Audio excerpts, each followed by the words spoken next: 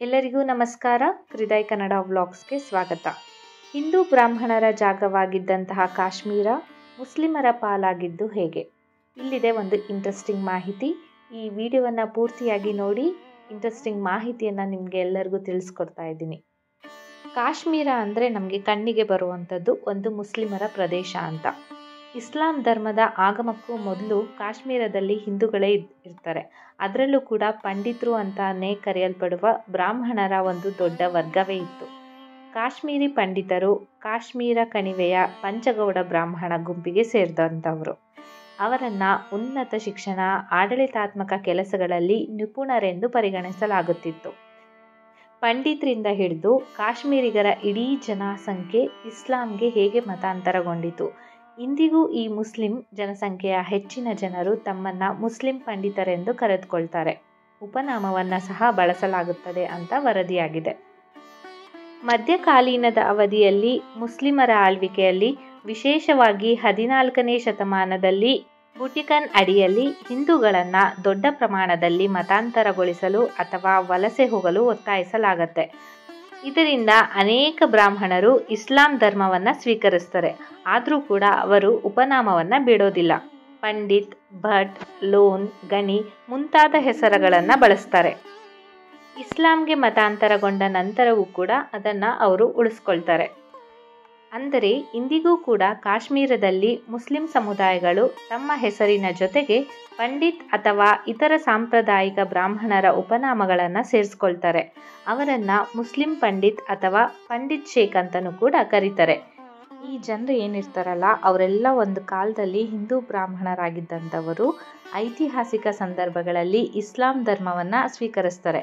ಆದರೆ ತಮ್ಮ ಜಾತಿ ಮತ್ತು ಸಾಮಾಜಿಕ ಗುರುತನ್ನು ಮಾತ್ರ ಉಳಿಸ್ಕೊಳ್ತಾರೆ. ಈ ಉಪನಾಮಗಳನ್ನು ಕಾಶ್ಮೀರದ ಮೂಲ ಸಂಸ್ಕೃತಿಯ ಗೌರವ ಮತ್ತು ಸಂಪರ್ಕದ ಸಂಕೇತವಾಗಿಯೂ ಕೂಡ ಬಳಸಲಾಗತ್ತೆ.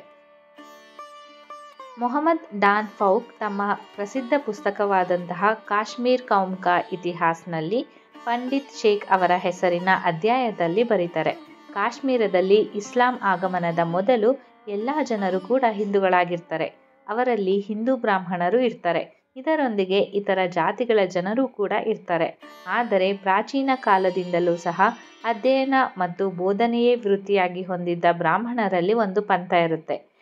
ಈ ಜನರನ್ನು ಪಂಡಿತರು ಅಂತ ಕರೆಯಲಾಗುತ್ತಿತ್ತು. ನೂರಾರು ವರ್ಷಗಳ ಹಿಂದೆ ಕಾಶ್ಮೀರದ ಮೂಲ ಜನಸಂಖ್ಯೆಯಲ್ಲಿ ಕೇವಲ ಹಿಂದೂಗಳು ಮಾತ್ರ ಇರ್ತಾರೆ. ನಂತರ ಅವರೆಲ್ಲ ಮುಸ್ಲಿಂ ಆಗಿ ಮತಾಂತರಗೊಳ್ತಾರೆ. ಇಸ್ಲಾಂನ ಒಂದು ಪಂಗಡ ಪಂಡಿತ್ ಎಂಬ ಬಿರುದನ್ನು ಉಳಿಸಿಕೊಂಡಿದೆ. ಇಸ್ಲಾಂ ಧರ್ಮವನ್ನು ಸ್ವೀಕರಿಸಿದ ನಂತರ ಈ ಪಂಥವು ಪಂಡಿತ್ ಎಂಬ ಬಿರುದನ್ನು ಉಳಿಸಿಕೊಂಡಿದೆ. ಆದ್ದರಿಂದ ಮುಸ್ಲಿಮರಾಗಿದ್ದವರು ಸಹ ಈ ಪಂಥವನ್ನು ಇಲ್ಲಿಯವರೆಗೆ ಪಂಡಿತ್ ಎಂದು ಕರೆಯಲಾಗುತ್ತದೆ. ಆದ್ದರಿಂದ ಮುಸ್ಲಿಮರ ಪಂಡಿತ್ ಪಂಥವನ್ನು ಶೇಖ್ ಅಂತಲೂ ಕೂಡ ಕರೀತಾರೆ. ಅವರನ್ನು ಖ್ವಾಜಾ ಅಂತಲೂ ಕೂಡ ಕರೀತಾರೆ. ಇನ್ನು ಹೆಚ್ಚಿನ ಮುಸ್ಲಿಂ ಪಂಡಿತರು ಗ್ರಾಮೀಣ ಪ್ರದೇಶಗಳಲ್ಲಿದ್ದಾರೆ ಅಂತ ಪುಸ್ತಕದಲ್ಲಿ ಬರೆಯಲಾಗಿದೆ. ಹಾಗೆಯೇ ಕಾಶ್ಮೀರದಲ್ಲಿ ಮುಸ್ಲಿಂ ಪಂಡಿತರ ಜನಸಂಖ್ಯೆ ಸುಮಾರು 50,000 ಇರುತ್ತೆ. ಇವರು ಇಸ್ಲಾಂ ಧರ್ಮ ಸ್ವೀಕರಿಸಿದ ಮುಸ್ಲಿಮರು. ಮುಸ್ಲಿಂ ಪಂಡಿತರು ಕಾಶ್ಮೀರದ ಮೂಲ ನಿವಾಸಿಗಳಾಗಿರ್ತಾರೆ. ಇದು ಹೊರಗಿನವರಲ್ಲ. ಈ ಪಂಡಿತರೇ ನಿಜವಾದ ಕಾಶ್ಮೀರಿಗಳು ಅಂತ ಪುಸ್ತಕ ಹೇಳುತ್ತೆ. ಹಾಗೆಯೇ ಭಟ್, ಲೋನ್ ಮತ್ತು ಗನಿ ಬರೆದವರು ಒಂದು ಕಾಲದಲ್ಲಿ ಹಿಂದೂ ಪಂಡಿತರಾಗಿದ್ದಂಥವರು. ಇಸ್ಲಾಂ ಧರ್ಮ ಸ್ವೀಕರಿಸುವ ಮೊದಲು ಪಂಡಿತರನ್ನು ಹೊಂದಿರುವ ಮುಸ್ಲಿಮರು ಅತ್ಯುನ್ನತ ವರ್ಗದವರಾಗಿದ್ದವರು. ಇದು ಬ್ರಾಹ್ಮಣರಲ್ಲಿಯೂ ಕೂಡ ಅತಿ ದೊಡ್ಡ ವರ್ಗವಾಗಿರುತ್ತೆ. ಹಾಗಾದರೆ ಈ ಒಂದು ಪ್ರಶ್ನೆ ಮೂಡಲೇಬೇಕಾಗಿರುವಂಥದ್ದು, ಕಾಶ್ಮೀರದಲ್ಲಿ ನಿಜವಾದ ಜನಾಂಗ ಯಾವುದು ಅಂತ. ಕಾಶ್ಮೀರದಲ್ಲಿ ನಿಜವಾದ ಜನಾಂಗ ಪಂಡಿತರಲ್ಲ, ಬದಲಾಗಿ ಅವರು ಜೈನರು ಮತ್ತು ನಂತರ ಬೌದ್ಧರು ಎಂದು ಇತಿಹಾಸ ಮತ್ತು ಸಂಶೋಧನಾ ಪುಸ್ತಕಗಳು ಹೇಳುತ್ತವೆ. ಕಾಶ್ಮೀರಿ ಪಂಡಿತರು ಅಥವಾ ಕಾಶ್ಮೀರಿ ಬ್ರಾಹ್ಮಣರು ಕಾಶ್ಮೀರಿ ಹಿಂದೂಗಳ ಗುಂಪಾಗಿದ್ದವರು, ಮುಖ್ಯವಾಗಿ ಸಾರಸ್ವತ ಬ್ರಾಹ್ಮಣರು.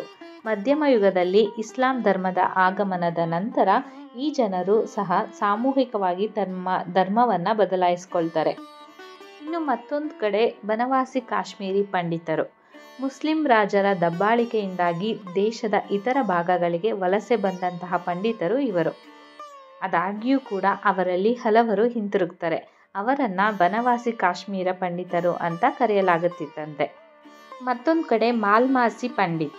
ಮುಸ್ಲಿಂ ರಾಜರ ಮುಂದೆ ತಲೆಬಾಗದೆ ದೃಢವಾಗಿ ನಿಂತ ಪಂಡಿತರನ್ನ ಮಾಲ್ಮಾಸಿ ಪಂಡಿತ್ ಅಂತ ಕರಿತಾ ಇರ್ತಾರಂತೆ. ಮತ್ತೊಂದು ಕಡೆ ಬುಹಿರ್ ಕಾಶ್ಮೀರಿ ಪಂಡಿತರು, ಇವರು ವ್ಯಾಪಾರ ಮಾಡುವ ಕಾಶ್ಮೀರಿ ಪಂಡಿತರು. ಮತ್ತೊಂದು ಕಡೆ ಬರುವಂಥದ್ದು ಮುಸ್ಲಿಂ ಕಾಶ್ಮೀರಿ ಪಂಡಿತರು, ಇವರು ಮೊದಲು ಹಿಂದೂಗಳಾಗಿದ್ದರು, ಆದರೆ ನಂತರ ಮುಸ್ಲಿಮರಾದ ಕಾಶ್ಮೀರಿ ಪಂಡಿತರು, ಆದರೆ ಇನ್ನೂ ಪಂಡಿತ್ ಎಂಬ ಉಪನಾಮವನ್ನು ಬಳಸ್ತಾರೆ. ಈ ಜನರು ತಮ್ಮ ಹೆಸರಿನೊಂದಿಗೆ ಭಟ್, ಬಾತ್, ಧಾರ್, ದಾರ್, ಲೋನ್, ಮಂಟು, ಮಿಂಟು, ಗಣಿ, ತಂತ್ರೆ, ಮಟ್ಟು, ಪಂಡಿತ್, ರಾಜಗುರು, ಬದಲಿಗೆ, ರಾಜ್ದಾನ್, ಮಗ್ರೆ, ಯಾತು, ವಾಣಿ ಇನ್ನು ಮುಂತಾದ ಜಾತಿ ಹೆಸರುಗಳನ್ನು ಸೇರಿಸ್ತಾರೆ. ಸೊ ನೋಡಿದ್ರಲ್ಲ ಫ್ರೆಂಡ್ಸ್, ಇವತ್ತಿನ ಈ ವಿಡಿಯೋದಲ್ಲಿ ಕಾಶ್ಮೀರದ ಬಗ್ಗೆ ಅಂದರೆ ಅಲ್ಲಿ ವಾಸವಾಗಿದ್ದಂತಹ ಜನರ ಜಾತಿಯ ಬಗ್ಗೆ ತಿಳ್ಕೊಂಡಿದ್ದೀರಾ. ಜಾತಿ ಮುಖ್ಯ ಅಲ್ಲ, ಆದರೂ ಕೂಡ ಅವರು ಯಾವ ವರ್ಗಕ್ಕೆ ಸೇರಿದವರು, ಹೇಗೆ ಅವರ ಜಾತಿ ವಿಂಗಡ ಆಯಿತು ಅನ್ನೋದನ್ನು ಈ ವಿಡಿಯೋದಲ್ಲಿ ತಿಳ್ಕೊಂಡಿದ್ದೀರಾ. ಈ ಮಾಹಿತಿ ನಿಮಗೆ ಇಷ್ಟ ಆಯಿತು ಅಂತ ಭಾವಿಸಿದ್ದೀನಿ. ಇಷ್ಟ ಆದಲ್ಲಿ ಈ ವಿಡಿಯೋಗೆ ಒಂದು ಲೈಕ್ ಕೊಟ್ಟು ನಿಮ್ಮ ಅನಿಸಿಕೆ ಅಭಿಪ್ರಾಯಗಳನ್ನು ಕಮೆಂಟ್ ಬಾಕ್ಸ್ ಮೂಲಕ ತಿಳಿಸ್ಕೊಡಿ. ಹಾಗೆ ನಮ್ಮ ಚಾನಲ್ಗೆ ಇನ್ನೂ ಕೂಡ ಸಬ್ಸ್ಕ್ರೈಬ್ ಮಾಡಿಲ್ಲ ಅಂತ ಅಂದರೆ ದಯವಿಟ್ಟು ಸಬ್ಸ್ಕ್ರೈಬ್ ಮಾಡೋದನ್ನು ಮರಿಬೇಡಿ. ನಾನು ಮತ್ತೆ ಮುಂದಿನ ವಿಡಿಯೋದಲ್ಲಿ ಹೊಸ ಮಾಹಿತಿಯನ್ನು ನಿಮ್ಮ ಮುಂದೆ ತರ್ತೀನಿ ಅಂತ ಹೇಳ್ತಾ ಈ ವಿಡಿಯೋವನ್ನು ಮುಗಿಸ್ತಾ ಇದ್ದೀನಿ. ಎಲ್ಲರಿಗೂ ಕೂಡ ನನ್ನ ನಮಸ್ಕಾರಗಳು.